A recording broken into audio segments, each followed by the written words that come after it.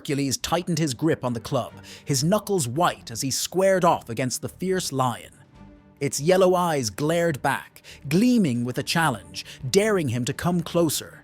Muscles tense, heart pounding, he could feel every inch of his body ready to explode into action. He was no stranger to battle, but this lion wasn't just any beast.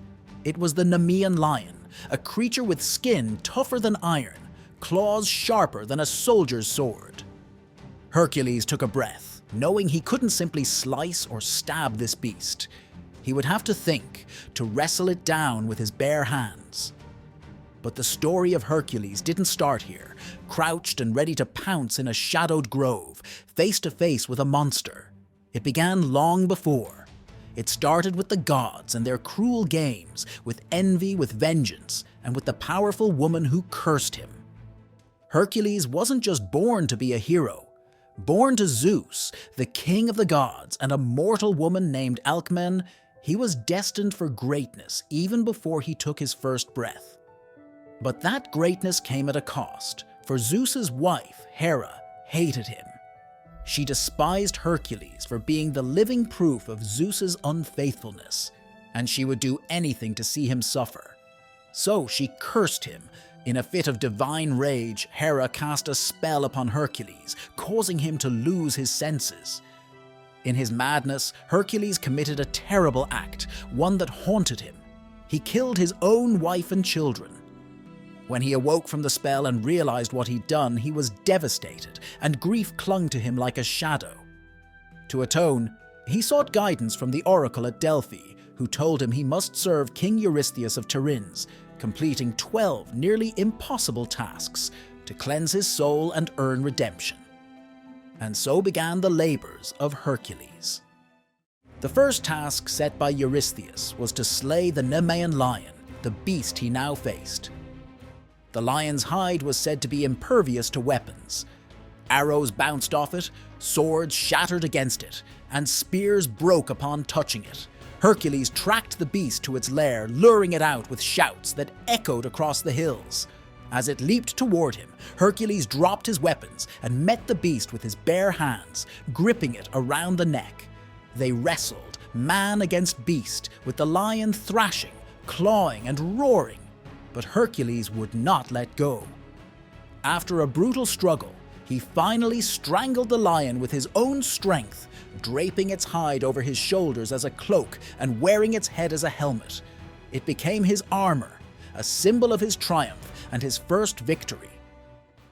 The Hydra of Lerna. Fresh from his victory over the lion, Hercules was assigned his next labor: slay the 9-headed Hydra that lived in the swamp of Lerna. The Hydra was no ordinary monster. Each time a head was cut off, 2 more would grow in its place. Worse still, its blood and breath were poisonous, killing any creature that dared come close. With his nephew Iolaus by his side, Hercules ventured into the swamp, seeking out the Hydra. He approached cautiously, wielding a flaming torch in one hand and his club in the other. As soon as he struck one of the Hydra's heads, Iolaus quickly cauterized the wound with the torch, preventing any new heads from growing. Head by head, they fought the monster until only its immortal central head remained. Hercules crushed it beneath his club and buried it deep under a rock, sealing the beast forever beneath the earth. The Cerinian Hind. For his third labor, Hercules was sent to capture the Cerinian Hind, a deer with golden antlers and bronze hooves, sacred to the goddess Artemis. Unlike the battles before, this task required not brawn, but patience. The hind was swift and cunning, racing through forests, across rivers, and up mountains. Hercules pursued the deer for a full year, never giving up, until finally he managed to catch it while it slept. He captured it without harming it, honoring its divine nature, and returned it to Eurystheus, though he faced Artemis's anger for laying hands on her sacred animal. The Aramane and Boore. Hercules' fourth labor was to capture the enormous Aramane boar that terrorized the region of Arcadia. Known for its terrible tusks and relentless rampages, the boar was a menace that the people feared greatly. Hercules chased the boar up a mountain, driving it into thick snow where it could no longer run. He bound it in chains and carried it back to Eurystheus, who was so frightened by the sight of the beast that he hid in a large bronze jar. Hercules couldn't help but laugh at the king's terror, but it wasn't long before he was assigned his next challenge: the Augean stables. For his fifth task, Eurystheus assigned Hercules a humiliating chore: clean the Augean stables in a single day. These stables held thousands of cattle, and they hadn't been cleaned in years.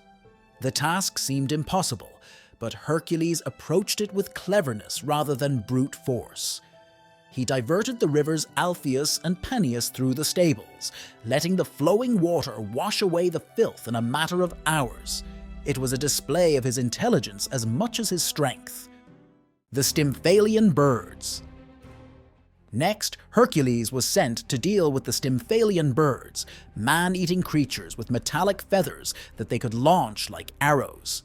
They nested in a thick forest by a lake, and their numbers were so great that they blocked out the sun.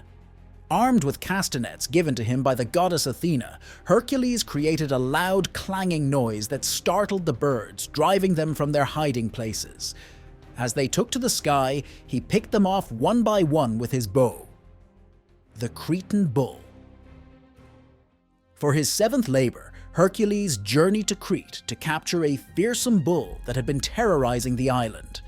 This was the same bull that fathered the Minotaur, a beast whose strength matched even Hercules's. He wrestled the bull to the ground and bound it with chains, bringing it back to Eurystheus as yet another trophy of his strength. The Maray of Diamides. Hercules' eighth labor took him to Thrace, where he was tasked with capturing the man-eating horses of King Diomedes. These horses fed on human flesh and were kept chained in the king's stables. Hercules overpowered the guards and managed to tame the fierce creatures by feeding them Diomedes himself, a fitting end for the tyrant. With the horses pacified, he brought them back as yet another accomplishment: the Belt of Hippolita. For his ninth labor, Hercules was sent to retrieve the Belt of Hippolita, the queen of the Amazons.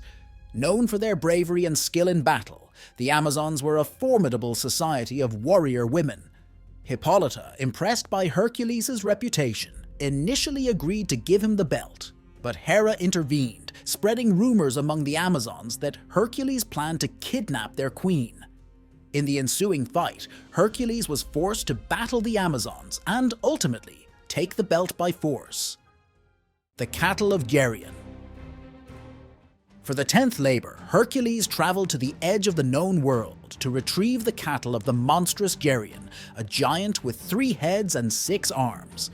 After a fierce battle, Hercules slew Garen and herded the cattle back to Eurystheus, completing yet another grueling journey. The Apples of the Hesperides. For his 11th task, Hercules was tasked with retrieving the golden apples of the Hesperides, said to grant immortality. The apples were guarded by a fierce dragon named Ladon, and only Atlas, the titan who held up the sky, could reach them. Hercules convinced Atlas to fetch the apples, offering to bear the weight of the heavens temporarily. When Atlas returned with the apples, Hercules cleverly tricked him into taking back the burden, securing the prize. Capturing Cerberus.